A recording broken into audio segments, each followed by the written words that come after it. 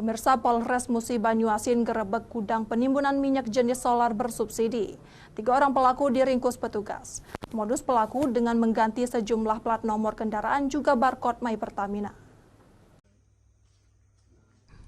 Jajaran unit Pirsus dan Satreskrim Polres Musi Banyuasin membongkar praktik penimbunan bahan bakar minyak BBM jenis solar di sebuah gedung, tepatnya di Kelurahan Kayuara, Kecamatan Sekayu, Musi Banyuasin. Petugas menemukan barang bukti 6.000 liter atau 6 ton minyak solar di dalam danton di lokasi tersebut. Selain barang bukti BBM solar bersubsidi, petugas mengamankan 3 pelaku yakni H, RP, dan ES yang merupakan sopir truk dan juga pekerja. Modus pelaku dengan mengganti plat nomor kendaraan juga barcode My Pertamina, sehingga dengan satu kendaraan, dalam sehari bisa berulang kali melakukan pengisian minyak solar di SPBU di wilayah Sekayu. Yang masuk ke kontaknya Satreskrim Polres Muba, kemudian ditindaklanjuti.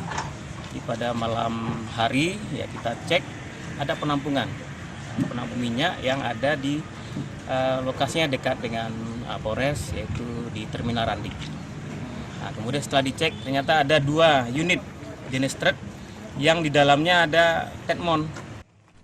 Dari Musi Banyuasin, Edi Lestari, iNews melaporkan.